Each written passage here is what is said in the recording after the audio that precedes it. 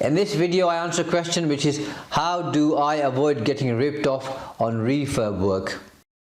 This is a pretty common question, and that doesn't mean it's a bad question, but it means it's a good question. A lot of people ask it, and there's obviously a concern out there, and it's something that I've thought about, and we're always conscious, obviously, to get a fair value in terms of exchange, in terms of what we pay and what we get.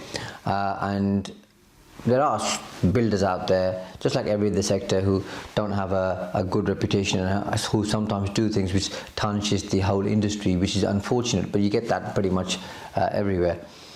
The best thing to do, I would say, is to do your research, work out the costs, use a quantity surveyor depending on the value of the project.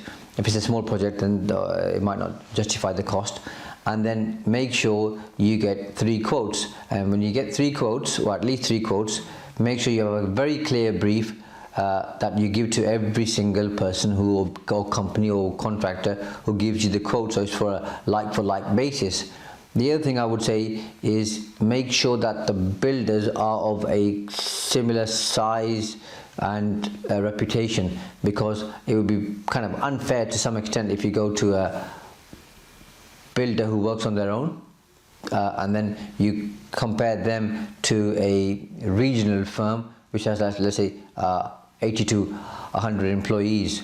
You're not comparing like for like. So choose the kind of size of the company, reputation of the company. So let's say you want to choose a mid-tier sized contracting company, then choose 3 which are mid-tier.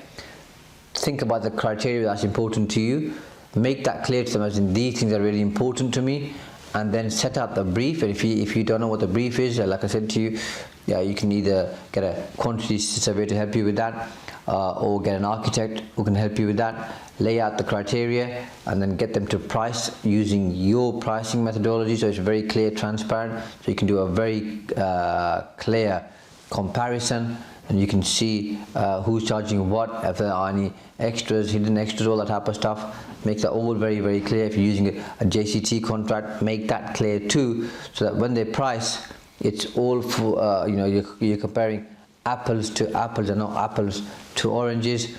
And from that, then you can then choose the company that works best for you. What I find is sometimes people don't get enough quotes, or just get 1 or 2 quotes, and then they don't look into it enough, and then they're not comparing like for like. One's a larger firm, one's a smaller firm.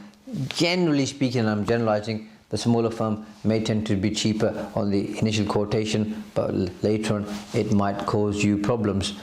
So make sure it's done on a like for like basis, and if you do that and you're clear in what's expected, you have a clear contract, you should be pretty okay, because you'll know that what the price differentiation is between, let's say, those 3 firms that you've got a quote from. And if they're on a like for like basis, there usually isn't that big a difference.